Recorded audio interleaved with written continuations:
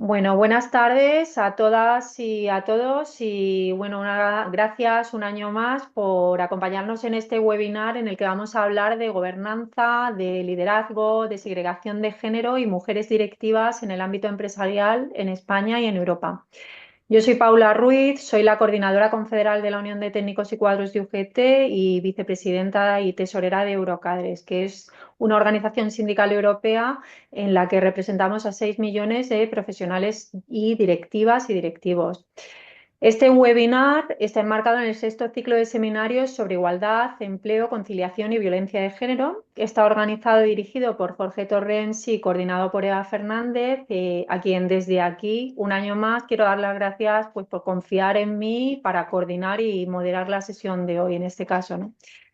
Y estoy segura de que esta sesión nos va a brindar una oportunidad única para conocer de mano de nuestras ponentes pues un tema de tan candente actualidad, ¿no? Porque su conocimiento nos aportará un valor añadido, nos ayudará a sacar conclusiones y aprendizajes que podamos poner en práctica en nuestro día a día y que sirvan tanto a las personas trabajadoras ya integradas en el mercado de trabajo como al estudiantado que sigue esta sesión de manera online y que busca formarse para su futuro laboral, ¿no? Pues como acabo de decir, hoy vamos a hablar pues, de gobernanza, de liderazgo, de segregación de género, de mujeres directivas en el ámbito empresarial y es un tema del que hemos hablado con anterioridad en estos seminarios, en concreto en los que he podido organizar yo y en concreto los tratamos con bastante intensidad tanto en Eurocadres como en la UTC. Las ponentes que nos acompañan hoy son Ana Benita Aramendia y Yana Gutiérrez Franco. Ana es directora de Organización, Talento y Salud en Acción Energía desde hace casi 3 años y con carácter previo fue la directora de Recursos Humanos del Grupo FCC durante 8 años. Fue la directora de Recursos Humanos de Aeropuertos en Iberia durante 5 años y es asociada del Departamento Laboral de Garrigues durante 7 años. Fue. Ana tiene una gran experiencia en el ámbito de los recursos humanos, las relaciones laborales y la gestión de personas, en la práctica litigiosa y en reestructuraciones laborales y negociación colectiva. Y además colabora habitualmente con prestigiosas universidades, instituciones y entidades de formación. Bienvenida, Ana, un año más y muchas gracias por participar y por estar con nosotros, ¿no? Yana Franco es doctora en Derecho, es licenciada en Ciencias Económicas en la especialidad de Economía Monetaria del Sector Público y también en Derecho por la Universidad Complutense de Madrid, donde es profesora de Economía Aplicada.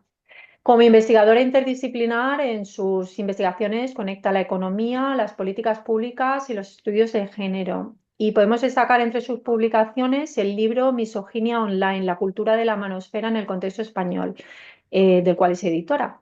También dirige la revista académica Comunicación y Género y es codirectora del Grupo Interdisciplinar de Investigaciones Feministas de la Universidad Complutense. Muchas gracias, Yanna, también por unirte y por estar con nosotros esta tarde. Pero antes de pasarle la palabra a nuestras ponentes, que bueno, pues son muy reputadas en los ámbitos que las competen, a mí me gustaría hacer una pequeña introducción para comenzar hablando, definiendo lo que es el liderazgo. Primero quiero pedir disculpas porque mis pantallas están divididas en la sala y entonces estoy mirando esta pantalla, pero sé que mi cámara principal está a mano izquierda, así que no estoy mirando directamente, pero espero que se me vea bien. Al hablar de liderazgo, pues tradicionalmente ha venido siendo identificado con la habilidad para guiar, para apoyar, para motivar a las y los integrantes de un grupo con el objetivo de que consigan unas metas, ¿no? Por eso las y los líderes juegan un papel fundamental en todas las organizaciones, ya sea pública o privada y en todos los ámbitos, ¿no? En el científico, en el económico, en el político, en el educativo, en el sanitario, y eso solamente por poner algunos ejemplos. Y tradicionalmente hemos hablado de dos tipos de liderazgo. El orientado a la tarea, que está caracterizado por ser un liderazgo enfocado a la consecución de objetivos y se deja de lado a las personas. Y por otro lado está el orientado a las personas, que deja en un segundo plano la tarea y se centra en los miembros del grupo, ¿no? Entendiendo que hay diferencias entre ellas y ellos y que cada uno de ellos y de ellas tiene unas necesidades.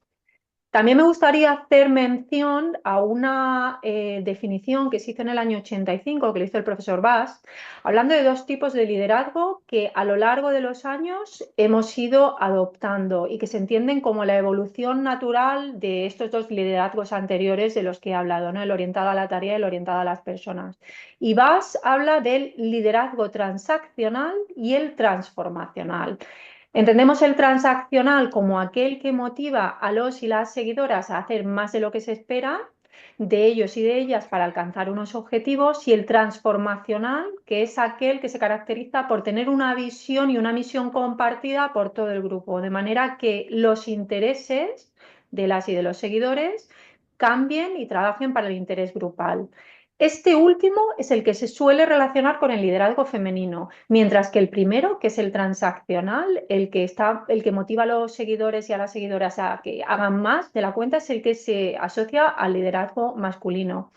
Pero ambas clasificaciones tienen un problema, y es que se han planteado en torno a una serie de estereotipos surgidos en el mundo masculino que aún persisten en la sociedad y que han calado mucho, ¿no? Algunos de esos estereotipos establecen pues, que las mujeres tienen un comportamiento demasiado emocional, que se comprometen menos con el trabajo, que carecen de motivación o que son menos asertivas que los hombres, ¿no? Y a los hombres se les asocia con características como la racionalidad, la competitividad, la independencia, y hemos asumido que estos estereotipos asociados a los hombres son los que definen el ideal de lo que es un buen líder o una buena lideresa, debido en cierta manera a que no hay muchos estudios que había años atrás sobre el liderazgo de la mujer. Afortunadamente, en los últimos años cada vez son más los informes que reconocen la importancia de las mujeres en puestos de dirección y, por tanto, la consideración de su estilo de liderazgo. Podría extenderme más, pero no lo voy a hacer. Solamente quería poner esas pequeñas mimbres para poder darle paso a nuestras ponentes, que nos van a hablar desde el punto de vista académico, desde el punto de vista práctico del caso de empresa, en el caso de Ana, de cómo es el liderazgo, de cuáles son los retos a los que se enfrentan nuestras mujeres profesionales, nuestras mujeres directivas en el mundo actual, y que tienen que superar para llegar algunas veces a puestos de dirección que a los hombres le vienen como dados. Dicho esto, voy a pasar la palabra a Yanna Gutiérrez Franco, que nos va a hacer una presentación. Así que, Yanna, cuando tú quieras. Muchas gracias. Pues muchas gracias. A ver, un segundo, voy a ver si soy capaz de compartirla. Mm, compartir.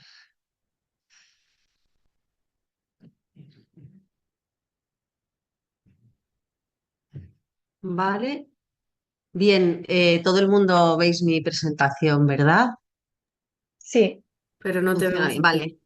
a ti no. Genial. A ti Pues no. a mí no me veis. Bueno, pues no sé por qué. Espera a ver. Bueno, pues supongo que porque estoy presentando. Bueno, No, tienes el lo vídeo desactivado. sí. A ver, un segundo que lo haga grande. Yo creo que se desactiva al compartir. Ah, no, no es verdad. Aquí Ahora, estoy. perfecto. Pero me veis un trocito, me veis entera. Te vemos perfectamente en el lado derecho, y la presentación Ahora no se ve, ¿no? Y la he ahora liado. parcialmente. Espera a ver, pero ahora, a ver, un segundo. Creo que ahora la veréis bien, Perfecto, ¿verdad? perfecto. Vale, pues a ver si estamos bien. Bueno, disculpadme por estos ajustes técnicos. Y nada, lo primero de todo, muchas gracias a Jorge Torrens y a Eva Rue por organizar un año más este ciclo de conferencias, que ya es un clásico y al que me repito mucho, pero siempre lo digo, me gusta mucho que se celebre y me gusta mucho venir. Me parece que es un foro indispensable que me alegro mucho que se siga manteniendo a lo largo de los años, ¿no?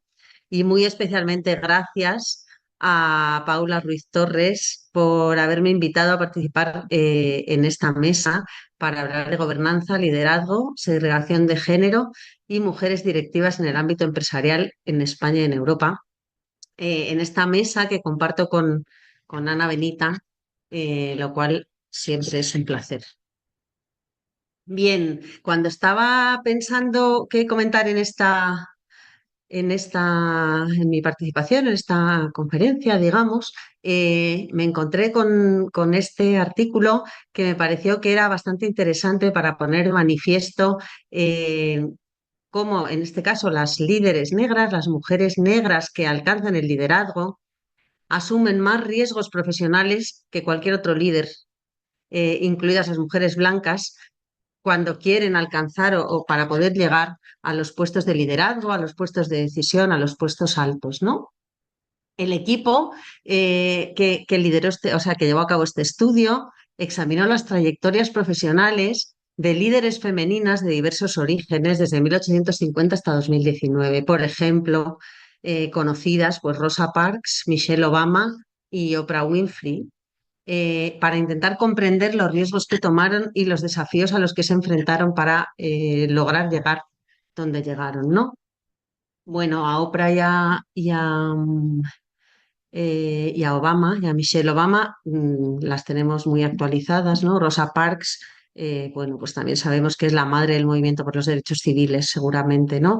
Que revitalizó esa lucha por la igualdad racial cuando se negó a ceder su asiento en el autobús a un hombre blanco en su ciudad, en Montgomery, en Alabama, en 1955, y a partir de su arresto se desencadenó el mítico boicot de autobuses de Montgomery, en el que 17.000 ciudadanos negros pues eso, se pusieron en pie para luchar por los derechos civiles, ¿no? Bueno, con independencia de estas tres mujeres a las que señalo ahora, los autores del estudio eh, distinguen tres etapas profesionales en su investigación. La etapa de identificación, la de progresión y la de logro. La etapa de identificación se centraría en el inicio de la carrera, ¿no? En la decisión sobre qué campo seguir y cuánto riesgo asumir. La fase de progresión se centra en el avance hacia el liderazgo, en el desarrollo de la carrera profesional. Y la fase del logro, pues sería ya la que está centrada en alcanzar la situación top, ¿no? La situación de prominencia y ser aceptada como líder. Pues bien, en cada etapa este estudio revela un resultado que no es sorprendente, simplemente se documenta, ¿no? Revela que las mujeres negras del estudio tenían más probabilidades de asumir riesgos para progresar, más que cualquier otro líder, más que los hombres y más que las mujeres blancas también. Ahora veremos a qué riesgos nos referimos, ¿no? Es decir, a pesar de que se han producido modestos pero avances en la representación de las mujeres en los puestos de liderazgo senior, las mujeres negras, las mujeres que no son blancas y específicamente las mujeres negras en este estudio, siguen enfrentando una promoción más lenta y están significativamente subrepresentadas en los puestos de liderazgo más altos, ¿no?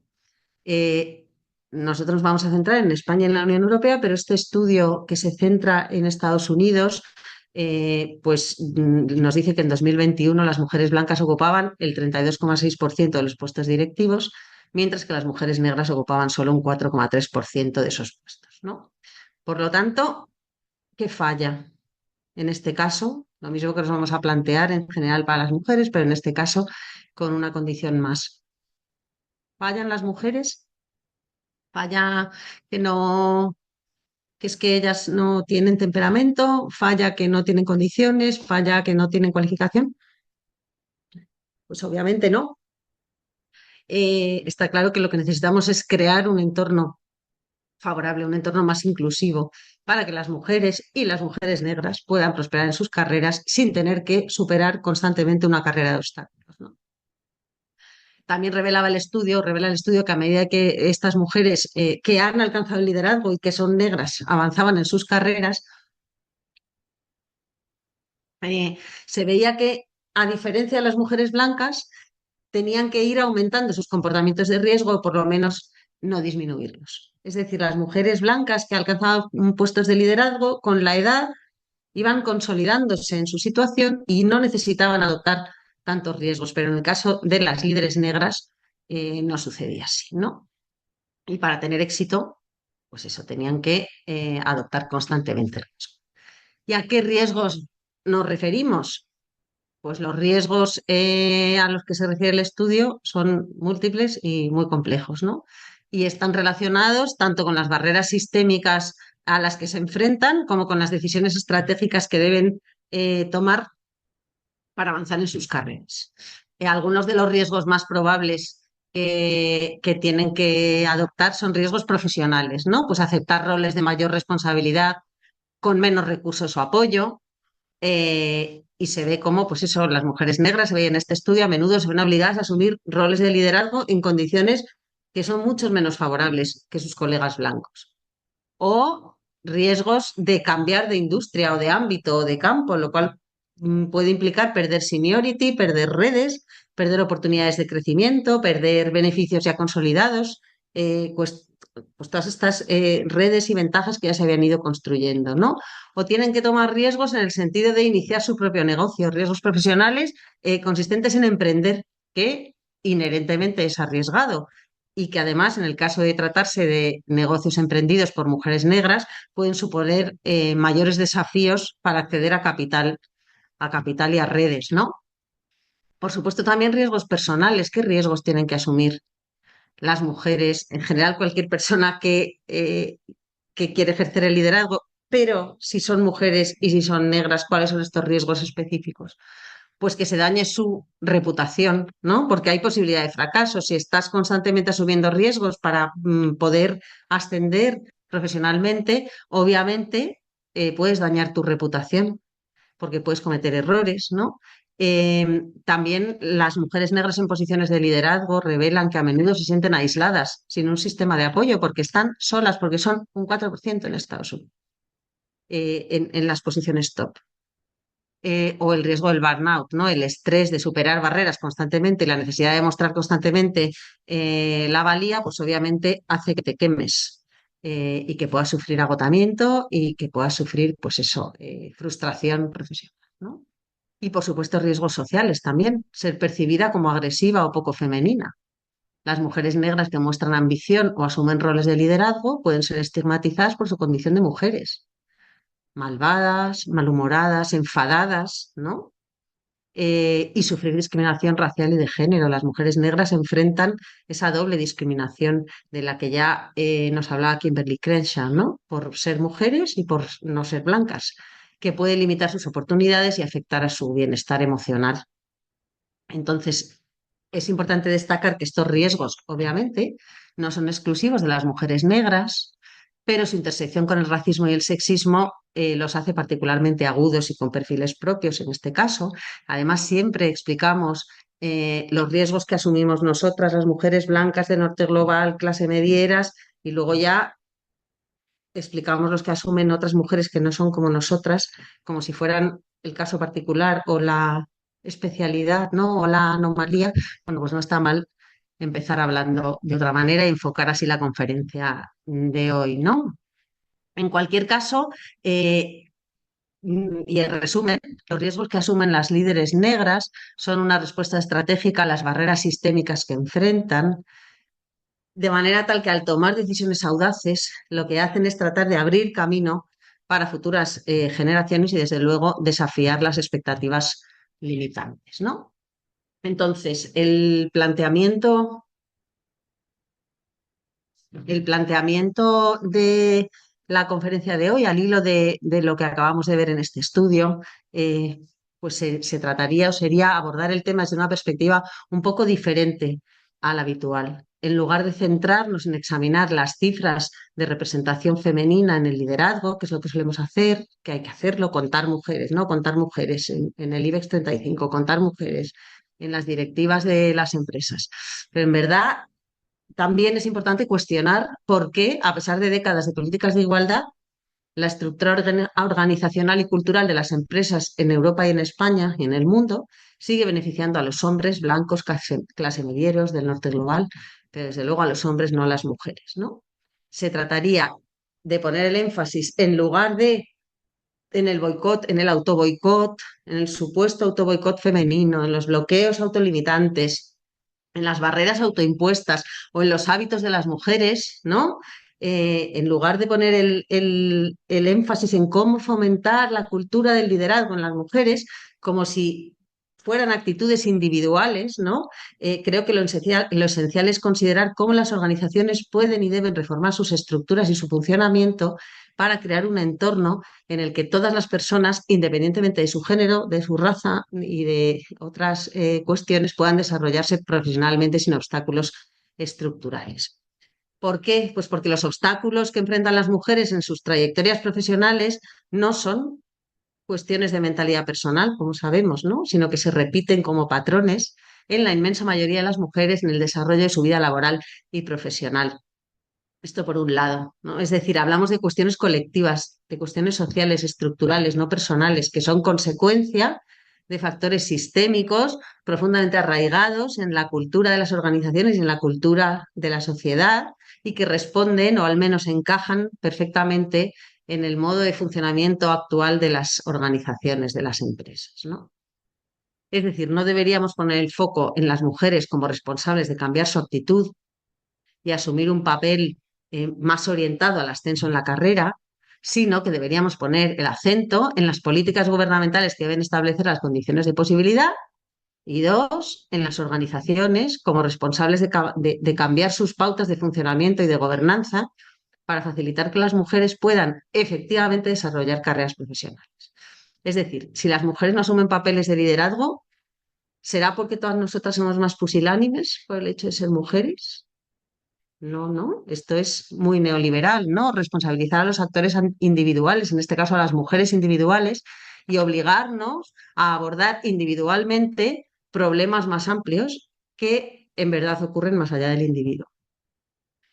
A ver, para ilustrar mi argumento fuera del ámbito de las empresas y a lo mejor en un ejemplo que nos resulta familiar, pensemos en el movimiento Me Too o en el movimiento Cuéntalo, cuyas virtudes son incuestionables, pero que son un ejemplo bastante claro de otro ámbito, de cómo el hecho de hablar más sobre las desigualdades estructurales no necesariamente conduce a un cambio social. El movimiento Me Too lo que hizo fue rebelarse contra el acoso sexual como un problema estructural. Pero este reconocimiento del acoso sexual como problema estructural no se tradujo en un proceso en el que se buscara un cambio estructural, sino que al final se trataba de que las mujeres teníamos que asumir la responsabilidad de abordar el problema, de contarlo, de decirlo, de denunciar a través de distintos canales, ¿no?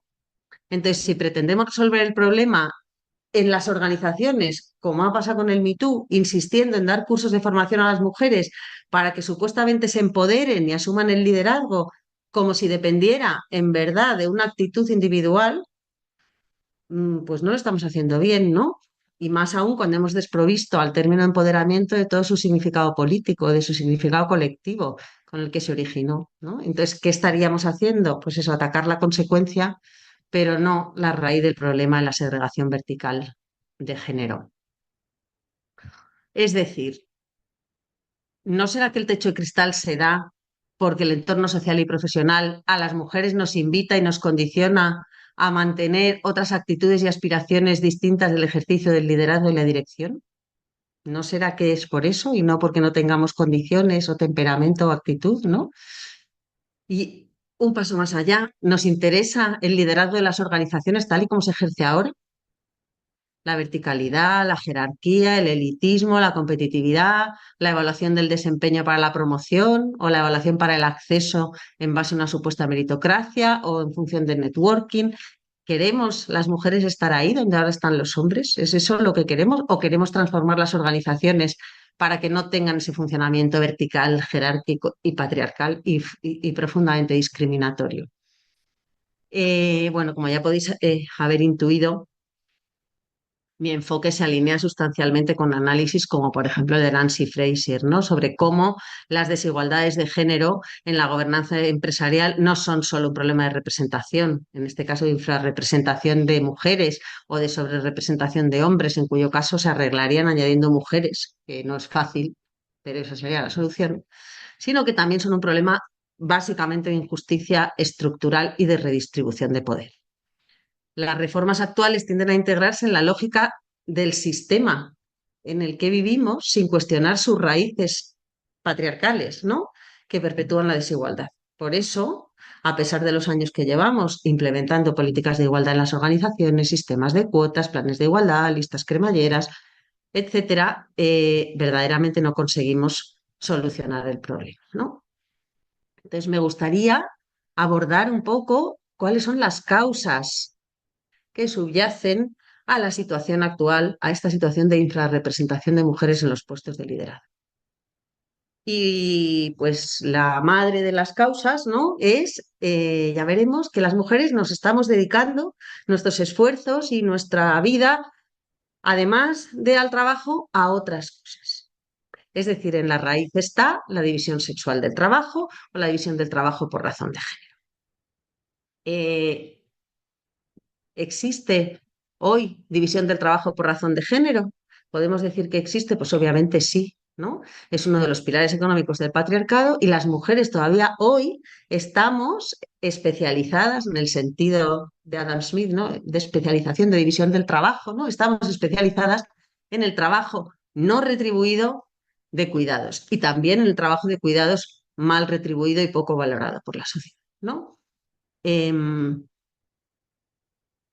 La nueva división laboral por género o la división del trabajo por género ya no va del esquema de varón suministrador y mujer dependiente, o no solo, o al menos en los nortes globales, no va solo de eso, sino que las mujeres no somos sistemáticamente relegadas al hogar, estudiamos y buscamos empleo, pero posteriormente hay muchos incentivos muy eficaces que funcionan muy bien para devolvernos a los cuidados, al trabajo doméstico y, en definitiva, a dedicar horas de nuestra vida a sostener la vida de los demás, ¿no? Los permisos para cuidar, las licencias de paternidad, las licencias de maternidad y de paternidad y los permisos para cuidar de dependientes, ¿no? La promoción del trabajo a tiempo parcial, las jornadas parciales para cuidar. Vamos a centrarnos en esto, la proporción del trabajo a tiempo parcial. A partir de los resultados de este informe o de este artículo de Eurostat, que nos explica que las mujeres tienen mucha más posibilidad de trabajar a tiempo parcial, jornada parcial, en el último trimestre de 2023 son los datos que vamos a ver, ¿vale? Fijaos, bueno, esto lo he traducido porque en el artículo original nos lo pone en inglés, lo tenemos aquí ya en español. ¿Qué es lo que vemos en este gráfico? La proporción de trabajadoras a tiempo parcial entre las mujeres empleadas de 15 a 64 años en el tercer trimestre en la Unión Europea, en el tercer trimestre de 2023, ¿vale? Y lo que vemos, si os fijáis, es que la proporción de trabajadoras a tiempo parcial fue del 28%, es decir, mayor que la de los hombres, que es lo que os he marcado con el círculo rojo, ¿vale? También vemos lo verde, no sé si se leen bien las letras, las barras verdes representan a las mujeres, las barras marrones representan a los hombres, la proporción de hombres sobre el total de hombres empleados, ¿vale? Este es el total y después tenemos las ocupaciones elementales, los servicios y las ventas, el apoyo administrativo, técnicos y profesiones asociadas, profesionales, profesiones agrícolas cualificadas, artesanía, bueno, etcétera. Y finalmente aquí, directivas y directivos, ¿vale? Managers. Y vemos que las mujeres registran una proporción de empleo a tiempo parcial en todas las categorías ocupacionales definidas por la Clasificación Internacional Uniforme de Ocupaciones, por la CIUO. ¿Qué más vemos en este gráfico? Pues vemos que la diferencia entre la proporción de trabajadoras y trabajadores a tiempo parcial es mayor, la mayor diferencia que se registró en la proporción de trabajadores y trabajadores a tiempo parcial fue en la categoría de ocupaciones elementales, es decir, en ayudantes, limpiadores, limpiadoras, asistentes, asistentas de preparación de alimentos, etcétera, ¿vale? Aquí es donde la diferencia fue de 29 puntos porcentuales. El 47% de las mujeres empleadas en este sector lo eran a tiempo parcial frente al 19% de los hombres empleados en este sector. Y sorpresa, ¿no? Si la mayor diferencia se daba en las ocupaciones elementales, ¿dónde se registraron las diferencias más bajas entre la proporción de trabajadores a tiempo parcial? Pues en los puestos directivos. Un 10% es este círculo del final, este óvalo, perdón, del final, un 10% de mujeres empleadas en el sector en los puestos directivos, lo era, un 10% lo era a tiempo parcial y en el caso de los hombres un 3%.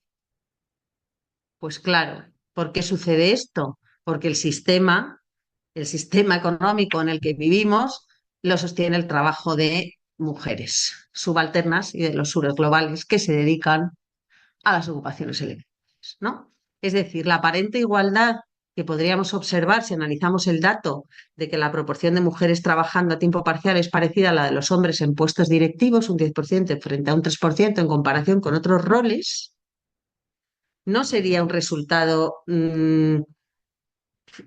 verdaderamente que nos permitiera sacar conclusiones en clave de igualdad. O sea, no nos engañemos, esta aparente igualdad o esta aparente mejoría oculta una realidad compleja, lo que llamamos la brecha dentro de la brecha, porque no todas las mujeres viven la misma realidad, ¿no?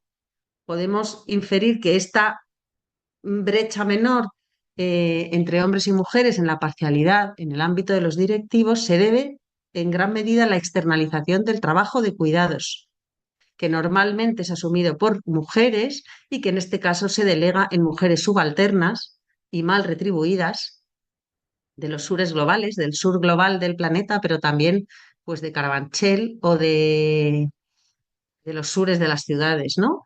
A menudo mujeres migradas, a menudo procedentes de países en desarrollo, a menudo racializadas, y esto es lo que permite a las mujeres de la Unión Europea que están en puestos directivos dedicar más horas a sus carreras y, por tanto, promocionar y asumir puestos de dirección. Ojo, aún así, siempre en menor proporción que los hombres, ¿vale? Ana, 5 minutitos más. Gracias. Oh, cielos, creo que voy a poder. Gracias. Bueno, volviendo al tema general, entonces, ¿en qué consiste esta nueva división sexual del trabajo y por qué sucede? Pues porque las mujeres y en particular las madres hemos aumentado considerablemente nuestra participación en el mercado laboral, pero los hombres no han incrementado su participación en el trabajo doméstico no remunerado en la misma medida. Las mujeres dedican significativamente más tiempo a actividades como cocinar, limpiar y hacer la colada y la compra, esto según la encuesta armonizada europea sobre el tiempo. En promedio, las mujeres europeas empleadas, y, las que trabajan además fuera de casa, invierten aproximadamente 2,3 horas diarias en tareas del hogar y los hombres alrededor de 1,6 horas. Y esta diferencia se amplía si además incorporamos los trabajos de cuidado infantil y de cuidado de personas dependientes, donde la carga de trabajo no remunerado es aún mayor para las mujeres. Es decir, aunque la semana laboral de tiempo completo promedio de las mujeres empleadas es de 37,8 horas en la Unión Europea, según Eurostat, la carga de trabajo total aumenta cuando sumamos las horas dedicadas a labores no remuneradas en el hogar, como el cuidado de la familia y las tareas domésticas.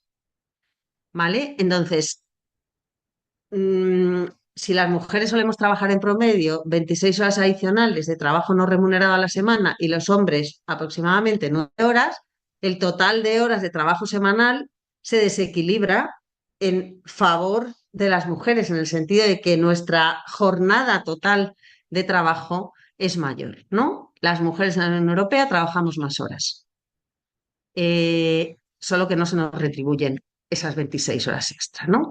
Y ese desfase importante en la distribución del tiempo es una de las causas más radicales, más estructurales del techo de cristal, de que no accedamos a puestos de dirección, de que no hagamos carreras profesionales en las que despleguemos nuestra ambición profesional y que, por lo tanto, la gobernanza de las empresas y las instituciones, su gobierno esté masculinizado, de que no haya tantas jefas, a pesar de lo mucho que estudiamos, las buenas notas que sacamos y lo bien que desempeñamos nuestro trabajo. Y no se trata de frenos autoimpuestos, sino que los sticky floors, los suelos pegajosos, no están en nuestra cabeza, ¿no?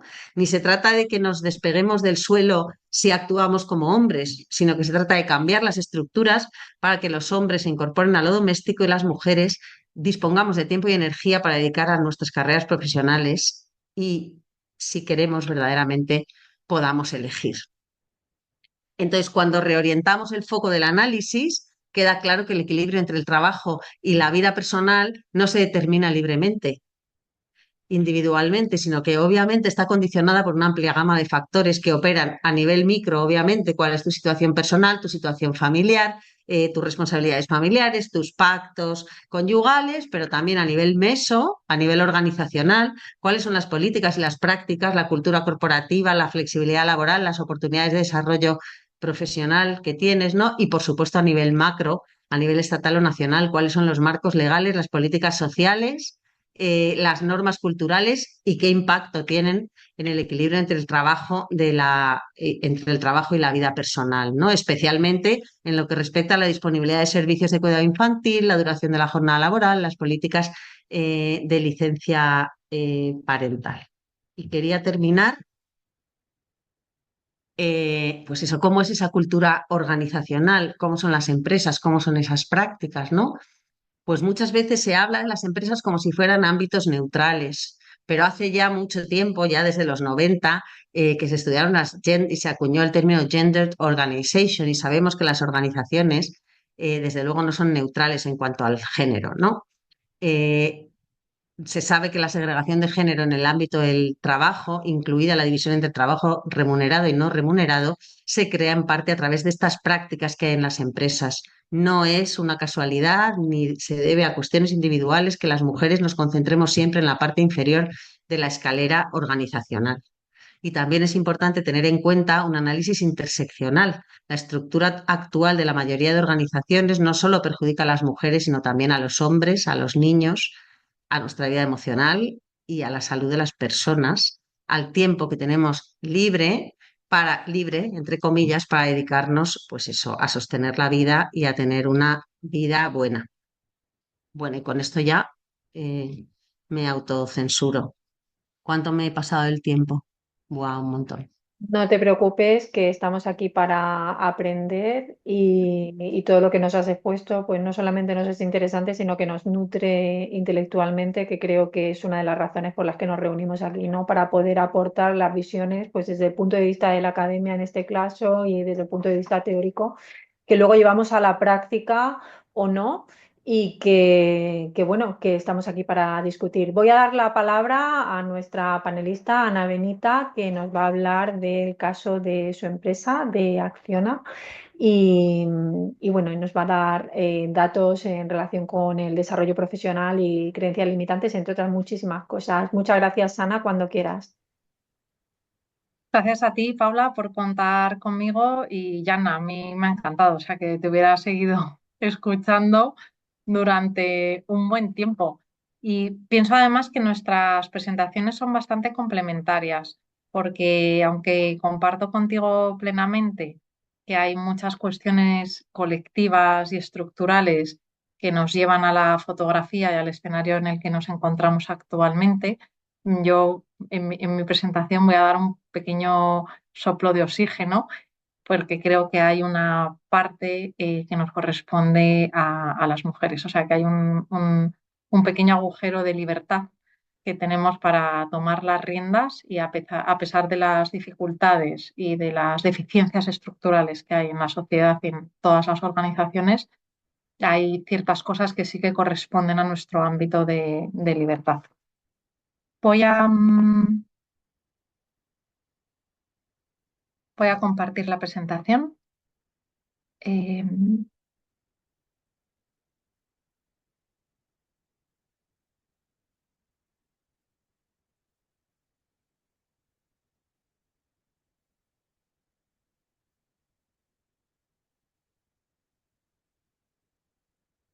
Estoy compartiendo, ¿no?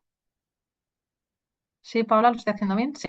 Sí, pero se ve todo el PowerPoint, ¿no? Y tienes que ponerlo Ah, en en modo presentación. presentación. Vale, así, ¿no? Perfecto. Ahora se ve perfecto. Gracias. Gracias, Paula. Pues, ¿cuánto tiempo tengo, Paula, para Unos 20 minutos, Ana. Si te pasas Vale. Y no pasa nada porque al igual que con Yana, estoy segura de que va a ser una presentación muy, muy interesante y no os quiero cortar y me da muchísima pena por las restricciones de tiempo que tenemos, ¿no? Pero Nada, no, 20, no te preocupes, más que de sobra. Bueno, hablábamos de tomar conciencia de los retos y oportunidades. Entonces, esa toma de conciencia de la que yo voy a dar unas breves pinceladas es una toma de conciencia a nivel individual, ¿no? Las barreras que quizá tenemos que ir eliminando para reclamar la presencia de este talento femenino, pues va de eliminar restricciones colectivas, de remover obstáculos en las compañías, pero también hay una parte de tomar conciencia a nivel individual y tomar las riendas de nuestra propia carrera. Por situarnos un poco en los datos, yo estoy trabajando ahora directora de recursos humanos en Acciona Energía, o sea que estos no son números de Acciona Global. En Acciona Global hay 65.000 empleados, en Acciona Energía somos 3.300 y estos datos corresponden a Acciona Energía. A nivel de composición de plantilla, el sector de la energía sigue siendo un sector masculinizado con carácter general y el volumen de mujeres que tenemos en la plantilla a nivel mundial ahora mismo son un 26,35% en los 22 países en los que prestamos servicios. Si nos vamos al volumen de mandos de mujeres directivas o en posiciones gerenciales, el porcentaje de plantilla aumenta muy ligeramente, es el 27,31% y sigue más o menos la misma segregación de datos y de porcentajes en todos los países en los que prestamos servicios. Si nos vamos al Consejo, a la estructura del Consejo de Administración, sabéis que con la nueva legislación que ha entrado en vigor recientemente es cuasi obligada, ¿no?, en las compañías que tienen presencia en bolsa en el IBEX 35 a que haya una estructura ponderada de género dentro de los consejos de administración. En nuestro caso, el 45,45% de los puestos en el Consejo de Administración corresponden a mujeres, o sea que cumplimos con creces este mandato legislativo que hay actualmente en la empresa. Me ha gustado mucho, como ha hecho a mi compañera al principio de la presentación, el círculo de las etapas de la mujer, en este caso mujer de color, a lo largo de su carrera profesional. Y fíjate que no lo habíamos hablado, pero yo había cogido un poco el mismo hilo conductor, porque es la única manera de entender qué ocurre a lo largo de la carrera profesional de la mujer. Voy a basarme un poco primero en los datos de Acciona Energía y luego vamos a ese tipo de creencias o de hábitos en los que sí podemos trabajar de forma individual, ya que pretender luchar contra el sistema de forma individual es muy difícil y con el que podemos tomar las riendas de nuestra propia carrera.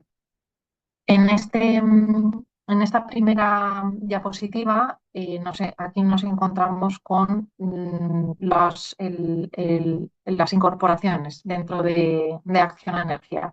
Y aquí lo que vemos es que el mayor porcentaje de mujeres en la compañía se encuentra en el segmento de edad hasta los 30 años. Vale.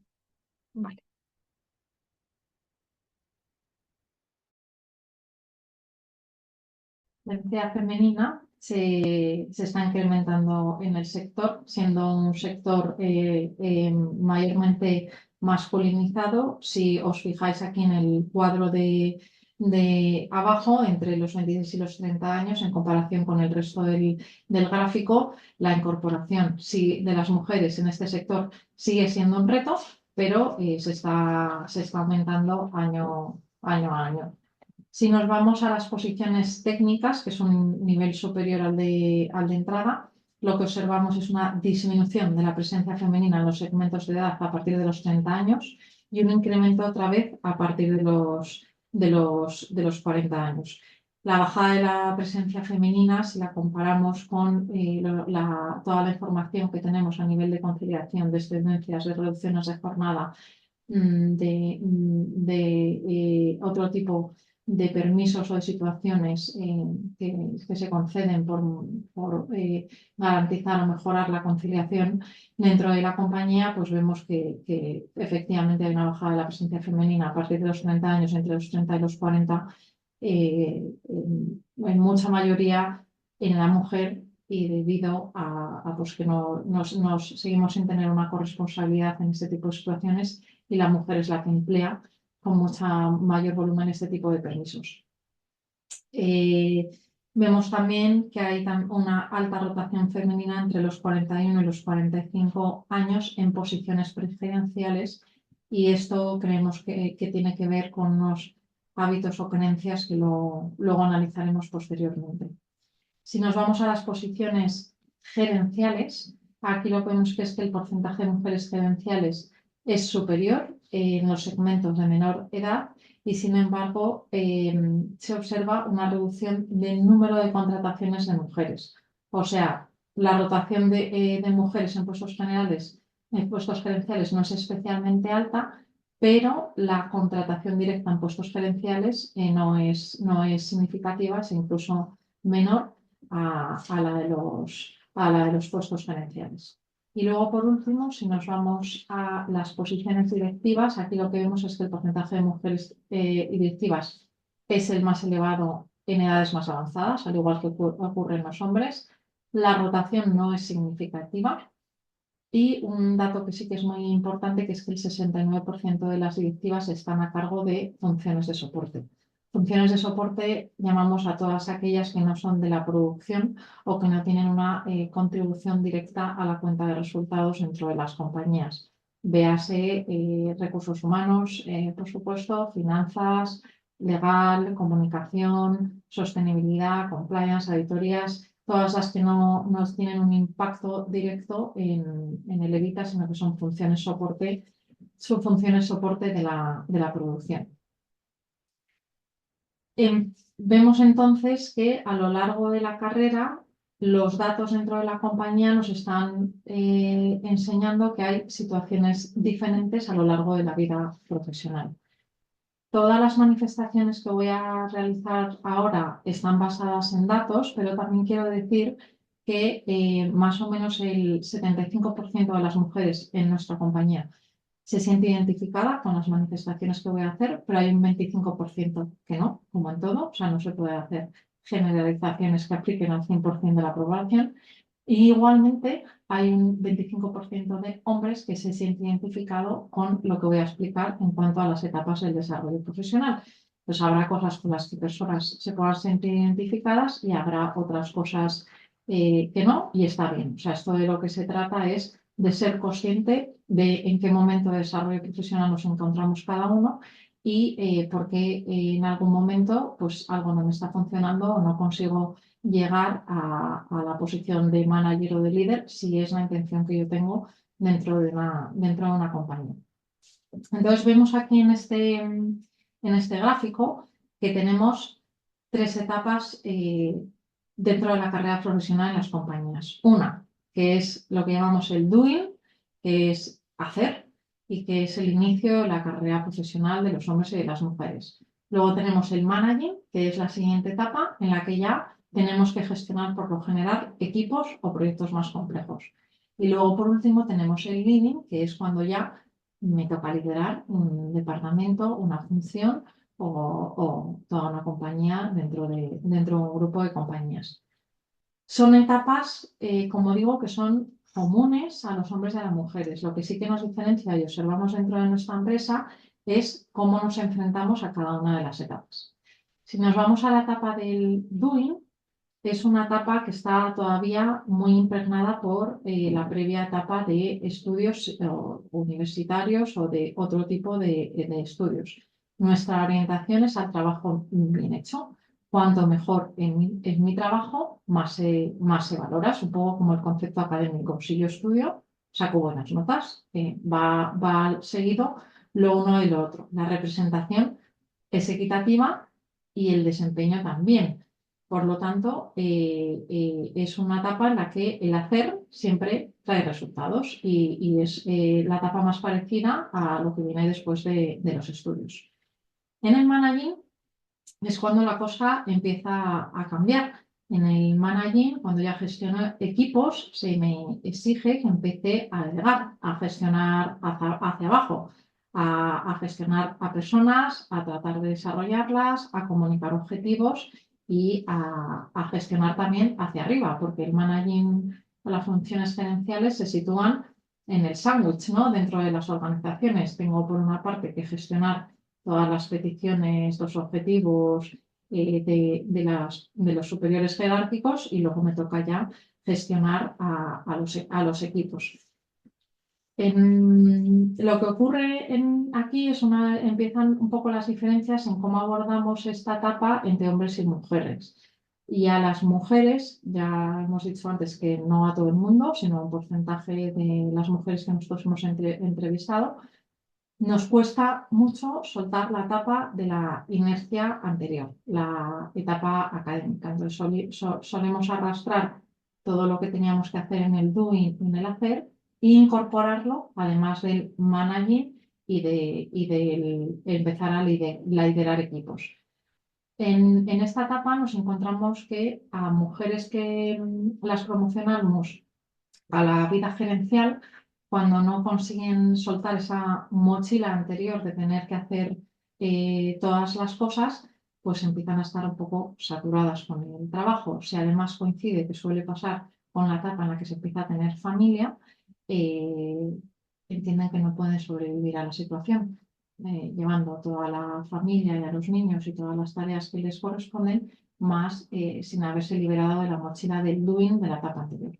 Entonces, para poder sobrevivir, y esto es algo que hemos estudiado dentro de la compañía, hay un porcentaje de mujeres que decide dar un paso atrás. No puedo con todo, no he soltado mi mochila de la etapa anterior, estoy haciendo 2 etapas en una, la del management y el doing, y normalmente se une algún tipo de circunstancia personal. Entonces aquí, en esta fase de 30 a 40, ya hemos visto antes que tenemos un porcentaje de bajada de mujeres en profesiones de gerencia. Y en el LinkedIn lo que nos ocurre es que las reglas vuelven a cambiar. He oído en alguna ocasión a alguna mujer dentro de la compañía, cuando damos este tipo de charlas para que también las mujeres puedan ganar conciencia de muchas cosas que les ocurren y que tienen una explicación detrás. Luego vamos a ver las creencias y los hábitos. En el LinkedIn dicen las mujeres, bueno, pues es lo mismo que el managing, pero más grande, ¿no? Y no, eso es un caso error. En el leading, francamente, cambian las reglas del juego y cambian de una forma radical. Hay un cambio tan radical que lo que me ha servido en el doing y lo que me ha servido en el managing, en el leading ya no me sirve, porque ya no se trata de hago bien mi trabajo y se me reconoce, hago bien mi trabajo, se me reconoce y además me encargo de todo mi equipo, sino que en el leading tengo que aprender otro tipo de habilidades y dedicarme a otro tipo de cuestiones que van a hacer que mi trabajo hable por sí mismo. ¿Cuáles son los grandes errores de las mujeres en el leading? El primero es que, y esto lo decía antes mi compañera, hay una creencia instaurada de liderazgo masculino. Y muchas de las mujeres creen que las reglas que hay que cumplir en el leading son las que van ligadas a los valores masculinos de liderazgo que hemos aprendido hasta nuestra fecha. Y esto no tiene que ser así. Es verdad que el modelo de liderazgo tiene que ser redefinido en muchas de las compañías, pero ni muchísimo menos hay que adoptar un rol masculino para ser un buen líder dentro de una compañía. En el leading, mi trabajo ya no habla de mí. Yo no tengo que aprender a poner en valor mi trabajo como hacía en etapas anteriores, sino lo que tengo que aprender es a tratar con reglas de influencia, con reglas de networking y con otro tipo de habilidades de visión estrategia, a que mi trabajo se ponga en valor dentro de la compañía. Y aquí entra en un terreno de juego una creencia muy limitante de la propia mujer, que es el blanco y el negro, sin entender que hay una gama de grises dentro de las creencias de un extremo o de otro. Cuando entre el punto de yo creo que mi trabajo hable por mí solo y que me reconozcan y el negro, que sería soy una persona prepotente, voy vendiendo lo que valgo y voy alardeando en cada reunión de todos mis logros, hay unos grises, hay unas escalas de grises en las que yo como mujer líder me puedo sentir cómoda y seguir siendo fiel a mí misma y aportar mi valor como líder dentro de una organización.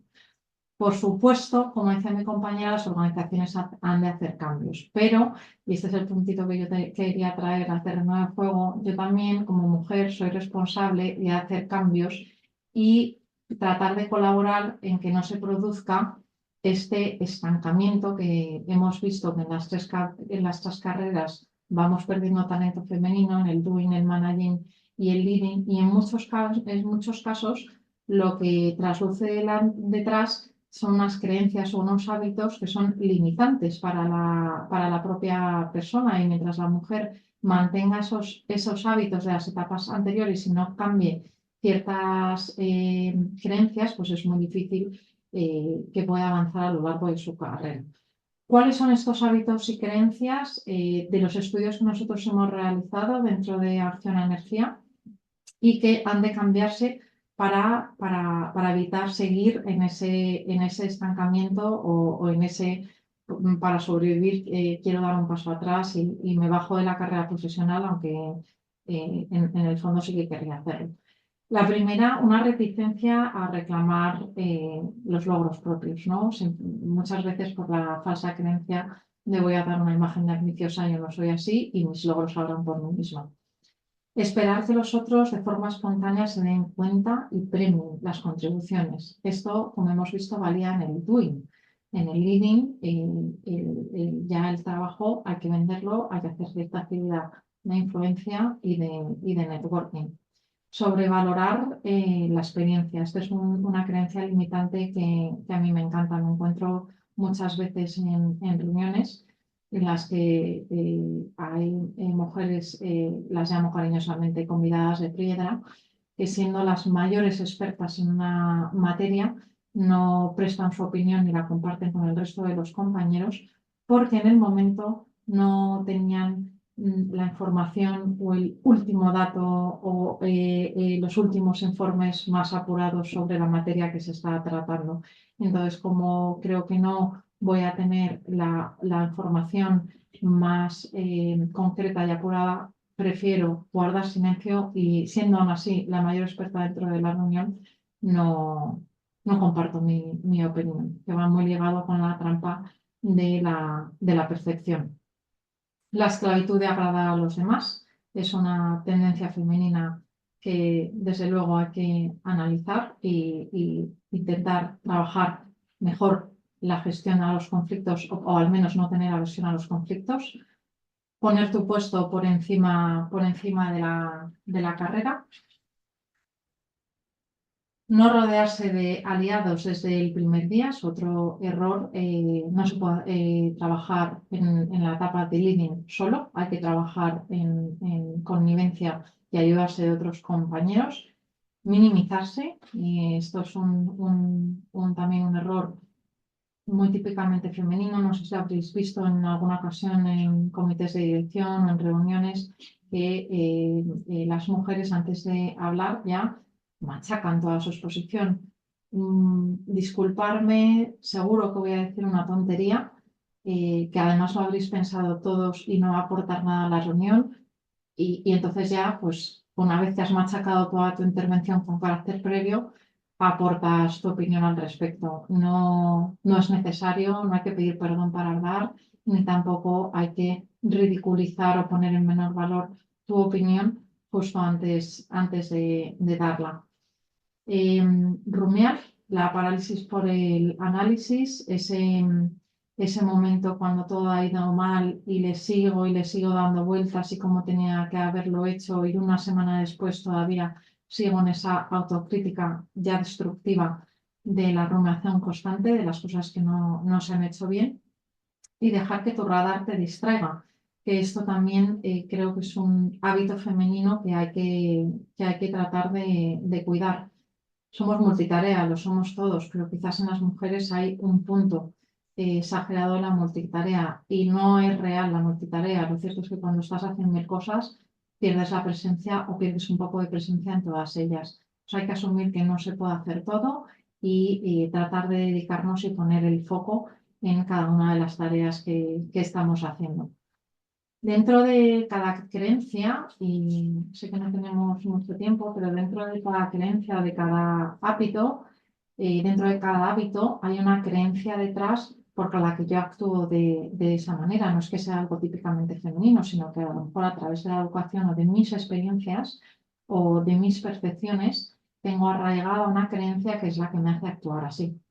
Por ejemplo, si yo no reclamo mis logros es porque considero que cuando los reclamo estoy pecando de arrogante. Pues, y volvemos aquí a la escala de grises. Hay un punto entre no reclamar los logros y ser un arrogante en el que como líder me puedo sentir cómoda y sí hablar de las cosas que he conseguido y ponerlas en valor. La perfección y la autoexigencia sin límites.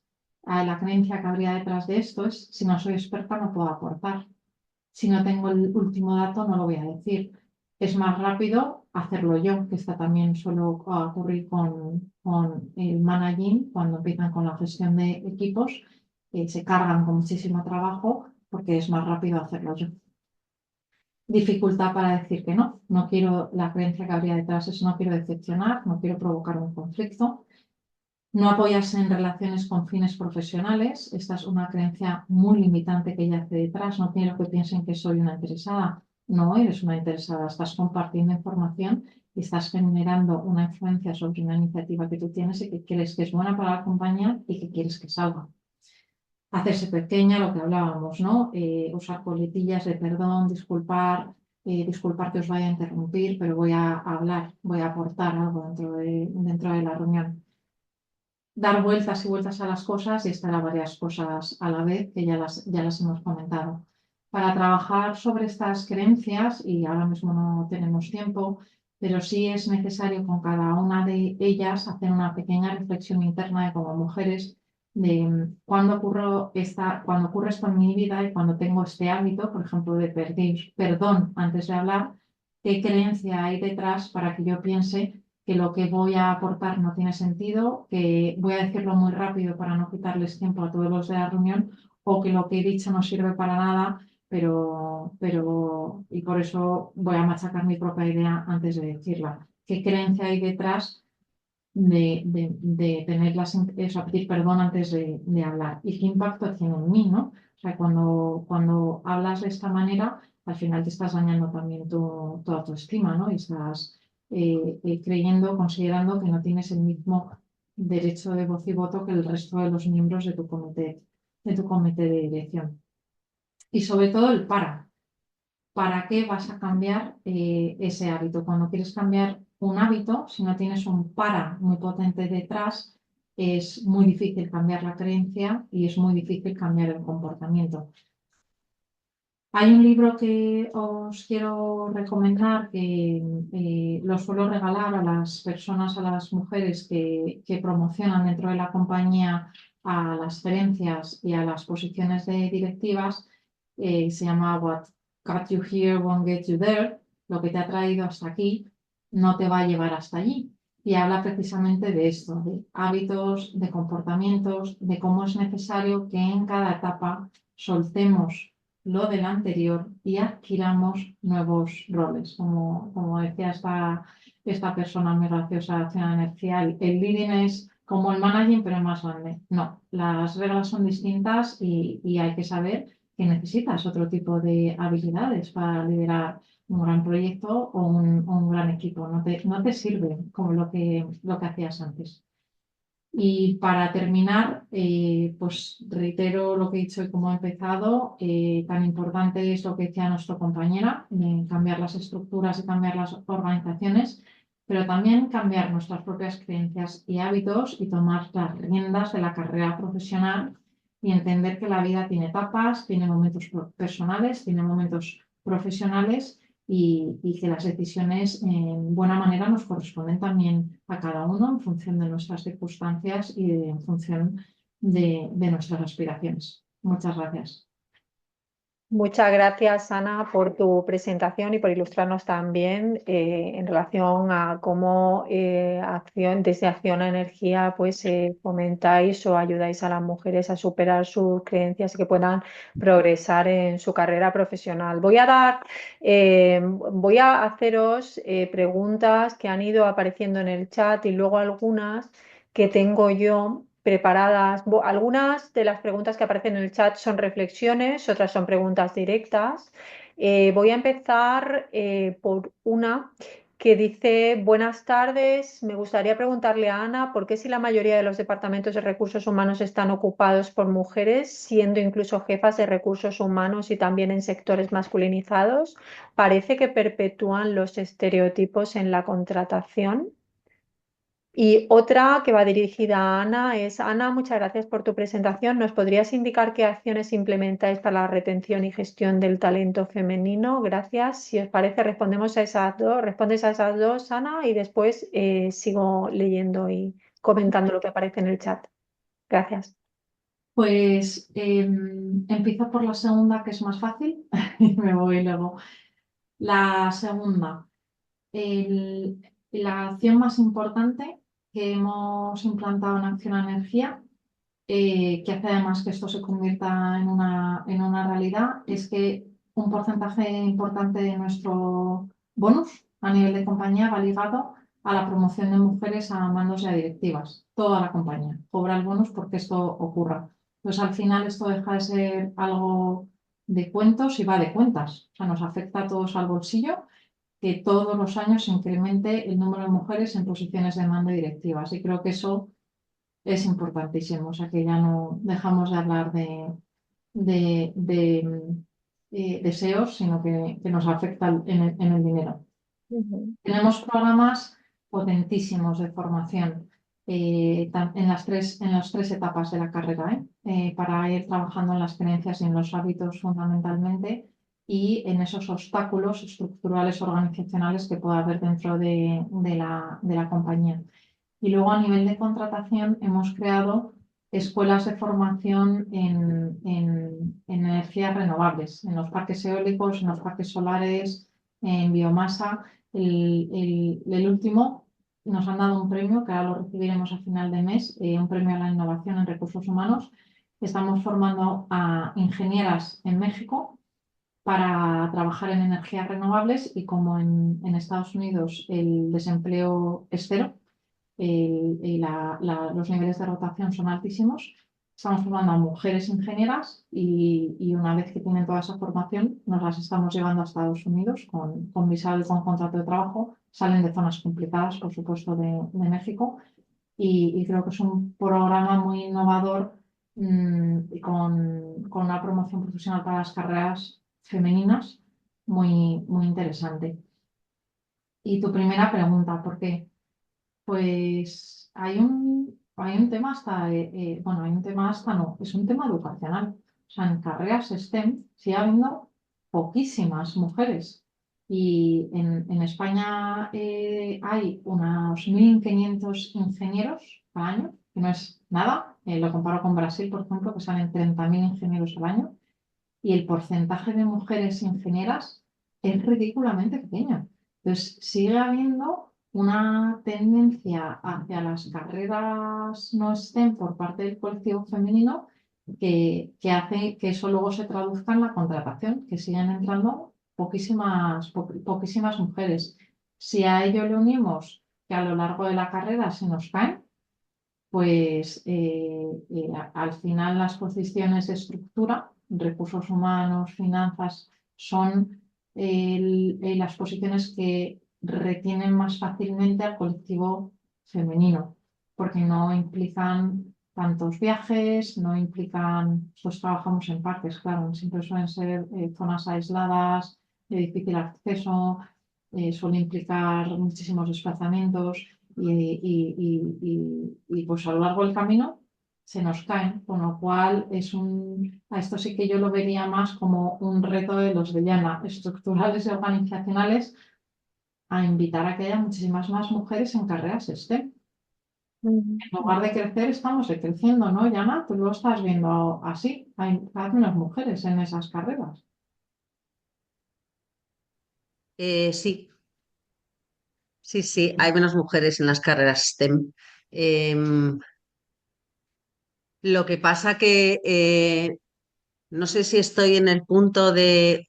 A ver, lo que dices es cierto, esto tiene que ver con lo estructural, no se trata de que a las mujeres les guste menos o que haya una mujer que les guste menos, quiero decir, tal y como están asignados los roles y tal y como es la estructura en nuestra sociedad, pues las mujeres existe segregación horizontal. Las mujeres nos dedicamos a determinadas tareas y los hombres se centran o se orientan, o sea, la socialización ya desde la infancia más temprana. A través no ya de la familia, porque tú dices, tengo un hijo y una hija y los educo igual, pero es que no es eso, la socialización es mucho más que lo que ves en casa, mucho más que lo que te enseñan en el colegio, mucho más que lo que aparece en los libros de texto, ¿no? Em, entonces, bueno, pues sin duda, las mujeres estamos especializadas en sostener la vida y los hombres están especializados en producir. Lo que pasa es que el planeta ha llegado a su límite y entonces no sabemos muy bien a dónde vamos. Con lo cual, no sé si el mensaje es, venga, mujeres, vamos a ponernos todas a construir puentes y a utilizar energía eléctrica y a, venga, a ver cómo podemos conseguir más acciona, sino que a lo mejor lo que tenemos que hacer es repensar qué modelo de sociedad y por qué se le da valor económico a ser ingeniero y no se le da valor económico a cuidar a tu padre cuando está enfermo, a hacer la comida de tus hijos, a... Es que estamos en esa, o sea, estamos en un momento en el que todo se tiene que dar la vuelta, pero no porque queramos o porque las feministas digamos, sino porque realmente el planeta está imponiendo unos límites que nos va a hacer repensar todo, ¿no? Lo vemos también. O sea, los límites del planeta es que, y los límites del sistema tal y como lo tenemos montado, y que se basa eso mucho en, más que en el STEM, en el M, ¿no? Y sobre todo en la E.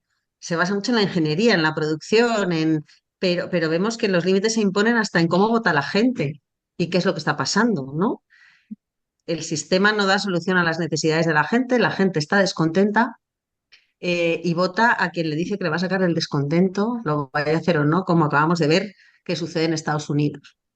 Eh, entonces, bueno, quiero decir, estoy de acuerdo contigo en que esto es una cuestión estructural, pero lo que no sé es si estamos haciendo bien o si el camino es fomentar que las mujeres se incorporen a esos ámbitos masculinizados, a esas prácticas, también a lo que hablabas. O sea, ¿qué duda cabe que para triunfar en el terreno de juego de los hombres, las pautas que hay que seguir son las que tú has dicho? Porque es lo que hacen ellos. Hacen una presentación para salir del paso y nosotras somos más perfeccionistas, pero no porque yo sea más, porque soy más virtuosa, sino porque soy mujer y me han socializado así. Entonces está claro que para triunfar con sus reglas, para pelear en su terreno, hay que conocerlas y hay que saber qué hacer. Pero lo que yo no sé es si eso es lo que hay que hacer o lo que hay que hacer es cambiar las reglas del juego, ¿no? Qué interesante, Yana. El, el síndrome de la impostora, claro, nos minimizamos, no sé qué, pero claro, no es, es verdad que podemos insistir mucho en la autoayuda, pero lo cierto es que detrás de nuestro síndrome de la impostora, que es sobre todo femenino, hay mucho de mansplaining, hay mucho de efecto Matilda, hay mucho de que no se escucha nuestra voz, hay mucho de que somos muchas menos. Entonces, bueno, y luego lo último que quería decir con respecto a esto de STEM, soy muy fan yo del STEAM, de añadirle una A, porque todas esas disciplinas, si no van seguidas de la A de Arts, ¿no? De saber para qué, o de Social Science, si quieres, pues al final acaban siendo eso, producción, producción, producción, y el planeta no, es decir, acabamos de tener una dana en Valencia, el planeta nos pone límites. No sé yo si esta es la manera de seguir, no sé. Igual la mía es como una visión más eso de marco general, ¿no? Y la tuya es una visión súper aplicada y de qué es lo que estamos haciendo, que no quiero yo decir, o sea, me ha encantado y me ha encantado lo que cuentas y de hecho yo cuando me puse a preparar la intervención pensé, no me voy a meter yo en esto. O sea, esto, ¿sabes? Porque estuve mirando, pues eso, qué cosas hacen las empresas, qué políticas. O sea, yo creo que mi misión desde la academia efectivamente es como delimitar el marco y denunciar lo que hay que cambiar y lo tuyo es en la práctica. ¿Qué se puede hacer? ¿Qué se puede aportar? ¿Qué podemos ir haciendo? ¿Cómo podemos, o sea, con las reglas que tenemos y con los recursos que tenemos, qué podemos hacer para mejorar las cosas, ¿no? Pero bueno, no sé si me he Voy ido un a poco por las ramas. Muchas gracias. voy a dar lectura a algunas de las intervenciones en modo de reflexión que hacen en el chat. Tenemos a Mencho Gutiérrez, de Comisiones Obreras Cataluña, que dice que ni la división sexual del trabajo ni la brecha entre hombres y mujeres se erradicará si las empresas no se toman en serio los planes de igualdad y la administración no sea mucho más punitiva con ellas en los casos de incumplimientos, porque después de 17 años de obligatoriedad de las más de 500 personas trabajadoras aún siguen negociando planes para cumplir con la norma y poco más. Y Menchu también dice que desde el feminismo no podemos poner el foco en si las mujeres son más exigentes o no, o si tienen el síndrome de la impostora o si no, en el por qué lo somos. Si ponemos el foco en la responsabilidad de ella, entramos en la trampa neoliberal de siempre. Tú puedes, todo si persistes se consigue. Y así parece que todo proyecto truncado es por falta de esfuerzo individual. Ojo al peligro con esto. Eso nos dice Menchu. Luego tenemos a Sonia Donaire, que dice que desde su empresa colaboran dando charlas a jóvenes de instituto a partir de cuarto de la ESO, de la mano de sus ingenieras, para que den charlas sobre las bondades, entre comillas, de las carreras STEM, para aumentar, como bien dice Ana, la mujer en este tipo de carreras, y que lo comparte por si puede ayudar a algunos. Hay un asistente anónimo que da las gracias a Yana por mencionar el STEAM con la A de las artes, ¿no? Que también es más partidaria. Susana Menéndez nos dice que tiene curiosidad por saber si ese bonus, Ana, ligado a la promoción de mujeres en acción, está sirviendo para mejorar la tendencia de mujeres en puestos de liderazgo. ¿Puedes Sí, responder, si te parece? sí, sí. O sea, el bonus lo tenemos desde hace 4 años y hemos ido aumentando desde un 22, ahora estamos en un 26, casi un 27% de mujeres en puestos directivos. Está ayudando, desde luego, porque al final es algo que tiene presente toda la organización y porque nos impacta en el bolsillo. Entonces, en las cribas curriculares, cuando normalmente se presentan 3 o 4 candidaturas, ya a nadie se le ocurre tener una criba curricular sin una presencia femenina, tiene que haber algún currículo femenino y luego ayudan, impulsan, claro que ayudan. Yo Eh, quería comentar, puedo comentar una cosa al hilo de esto, de los bonuses, de los plus, que me parece que está fenomenal, y todas las políticas de promoción de las mujeres que se hagan, pocas son. Pero simplemente por explicar que la propia medición de la productividad, o sea, la propia medición del desempeño, la propia medición de si se es idónea o no para recibir este tipo de pluses, está muy mediatizada por sesgos de género de los que muchas veces no se es consciente. Es decir, quienes están en la posición de definir qué es un buen o mal desempeño, o quien lo ha definido siempre, o en la tradición de las empresas, son hombres blancos y heterosexuales que han prosperado en sus carreras en el contexto de que los problemas de género no se consideraban particularmente relevantes, ¿no? No ya que no sean compatibles con el medio ambiente que ya hemos hablado, sino que directamente las habilidades que se premian son habilidades típicamente masculinas, un poco también al hilo de lo que decía Sana, de dónde están las mujeres directivas. Las mujeres directivas no están en lo que está relacionado con la producción. Y la pregunta es, ¿pero queremos estar ahí?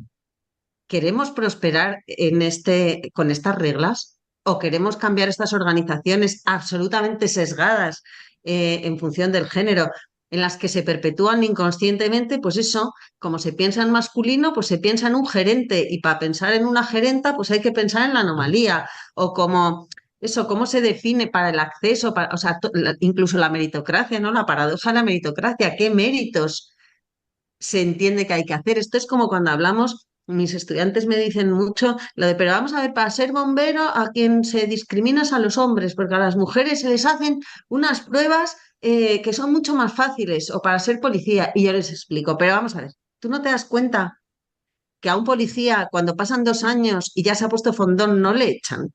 O que a un bombero, cuando pasan 2 años y ya se ha puesto fondón, tampoco le echan. O sea, tú no te das cuenta de que es la propia definición de los criterios de acceso la que está sesgada. No es que estén beneficiando a las mujeres, es que es absurdo, es que esto es seleccionar a la gente por a ver quién corre más. Cuando dentro de la policía se pueden hacer un montón de cosas dentro del, pues igual que y en el caso de los modelos es que ganan más, claro, porque estamos seleccionando a la más guapa, que es lo que se premia en la sociedad. Entonces, en las empresas pasa esto también, los criterios de admisión, los criterios de qué es bueno, están todos súper masculinizados. Entonces, bueno, podemos adiestrar a mujeres para que en ese mundo no prosperen, pero pues no sé. No, yo creo que o sea, la reflexión que estás haciendo que me parece acertadísima, yo creo que lo que hay que cambiar son las reglas del juego. O sea, que el modelo de liderazgo que hasta ahora hemos visualizado en los roles, lo que hemos visto, ha sido masculino, claramente. Y de hecho nos faltan roles femeninos, que tengamos también modelos de referencia.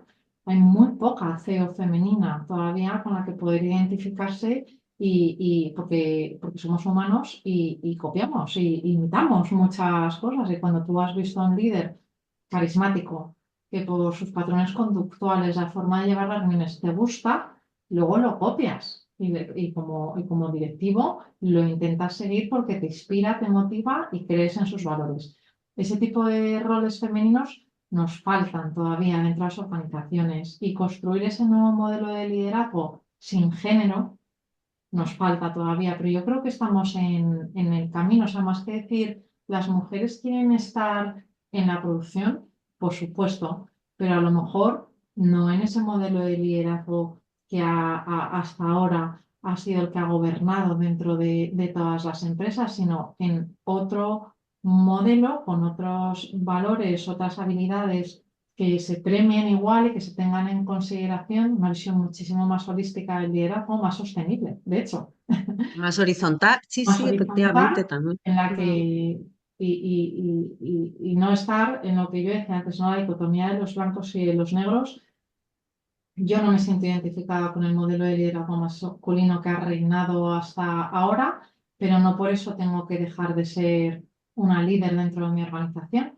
Puedo serlo igualmente con otro modelo de liderazgo bien Y diferente, con otras jornadas, con otras efectivamente. jornadas, claro, Claro, para que sea compatible con la vida. eso O sea, es. ¿por qué liderar una empresa tiene que ser, sabes, 24/7 o una exigencia que te impide, pues eso, que es incompatible con la vida humana, ¿no?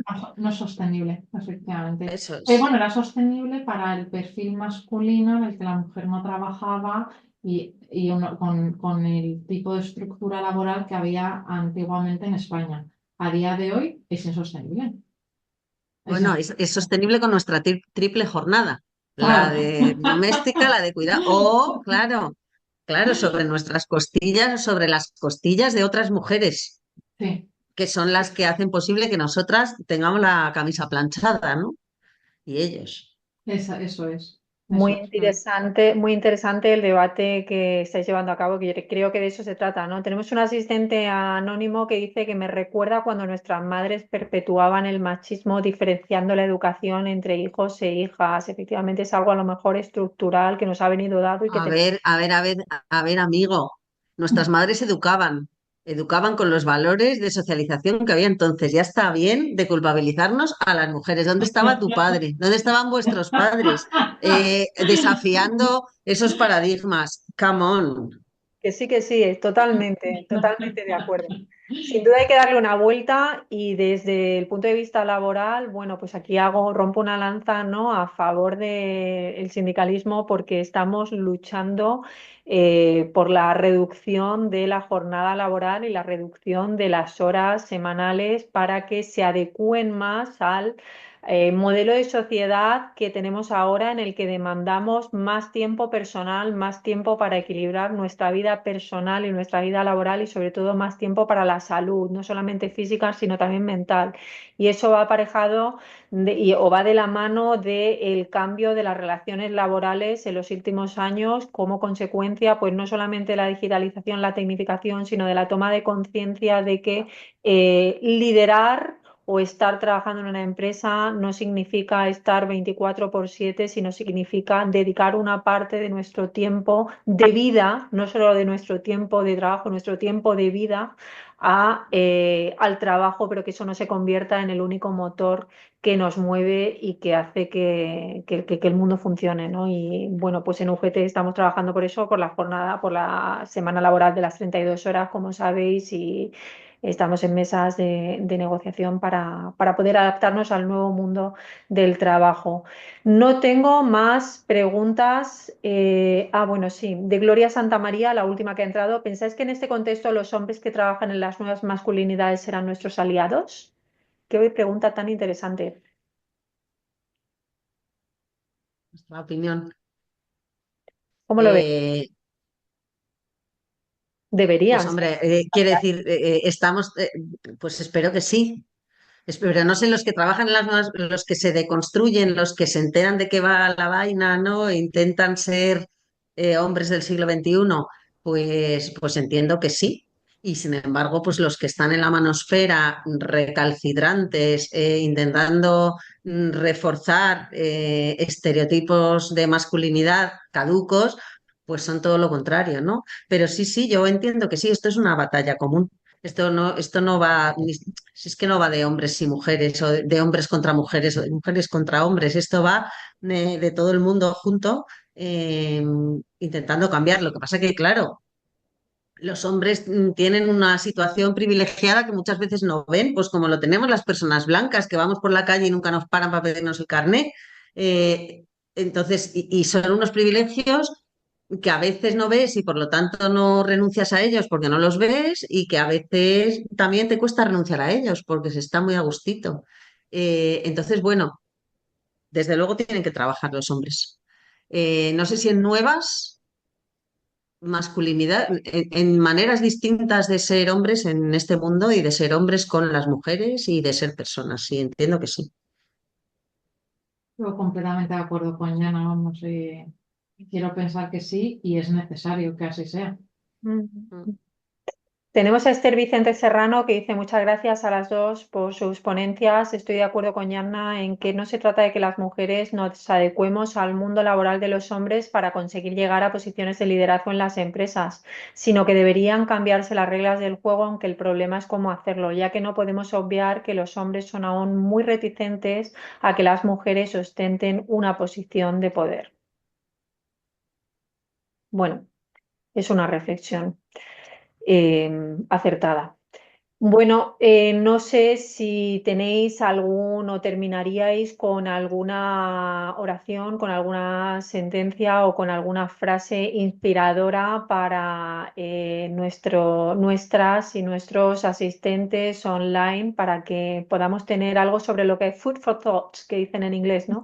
Tener un poco sobre lo que pensar en relación con la sesión de hoy y con estas presentaciones complementarias, pero desde punto de vista a veces un poco antagónicos o de necesidad de conciliarse o reconciliarse para que siga funcionando tanto la empresa como la reconstrucción o la deconstrucción del sistema social que hace que se sigan perpetuando los estereotipos y los roles de género, ¿no? No sé si tenéis alguna frase para terminar. Ana, A mí me ha gustado mucho lo de una oración, es porque que es una verdad que oración entran ganas como de pedir, ¿no? es que una oración Eh, y una frase no. Desde el punto sí, de vista sí. lingüístico y semántico, una oración No, no, no, no, pero estaba dándole la vuelta, o sea, como una oración, ¿sabes? para rezar y para Eh, que así sea, ¿no? como de rezar, sí, sí. Lo que no, y una frase es que a mí hablar corto se me da fatal. La economía que nos han contado, porque sabéis que soy profesora de economía aplicada, la economía que nos han contado y la economía que se construyó con la ilustración y con el sistema capitalista y que ha sido un modelo de economía, el sistema capitalista que nos ha ayudado a progresar en muchos sentidos y durante muchos siglos y que cambió las cosas, ha llegado a su fin. no nos sirve más porque es un sistema, las mujeres nos hemos dado cuenta de que ese sistema reside o se soporta por trabajos invisibilizados y no retribuidos. Solo se considera económico lo que se compra y se vende en el mercado, por definición, y son bienes económicos todos los demás. Y sin embargo, para sostener la vida necesitamos mucho trabajo, que normalmente hemos hecho las mujeres, necesitamos cuidarnos, vivimos en cuerpos que hay que cuidar. Entonces, quiero decir, hemos sido conscientes de ello, mucho por el trabajo de las feministas, pero mucho también por los límites ecológicos, por los límites del planeta que se nos están imponiendo. No podemos producir sin control, no podemos crecer más, no. Entonces, que nos sirva de reflexión también a la hora de pensar, que no hagamos soluciones cortoplacistas, que las mujeres veamos de qué va esto y a dónde vamos y que intentemos transformar la realidad y buscar en todos los ámbitos, también en las empresas, también en el trabajo, también en la forma de gestionar, que busquemos la sostenibilidad, ¿no? Y que busquemos eso, formas, pues en este caso, formas de liderazgo que sean compatibles con la vida humana. Hacia eso vamos. Eso es el futuro porque se nos está imponiendo. No porque nos lo estén mandando, sino porque no vamos a tener más remedio. Entonces, hacia ahí tenemos que caminar. En la gestión de las organizaciones también. Y esa sería un poco mi reflexión. No sé si Ana coincide conmigo. 100%, es que me encanta escucharte, Ana, porque además elevas la conversación a unas reflexiones tan profundas y tan necesarias. Y con eso es con lo que me voy a quedar. Fíjate, que creo que estos espacios, y darte las gracias, Paula, siempre nos ayudan a tomar conciencia de muchísimas cosas y los sesgos, que es de lo que hablamos al final, y de los estereotipos nace mucho de la propia inconsciencia, ¿no? Y de la historia y de las creencias ahí incrustadas que tenemos en las organizaciones, en la sociedad. Cuando la inconsciencia se transforma en consciencia, ya toca cambiarla, porque ya la vemos. Entonces ya no nos podemos permitir convivir con estas diferencias injustificadas. Pues mi frase sería la apuesta por el talento sin género y ese nuevo modelo de liderazgo que sea común para todos.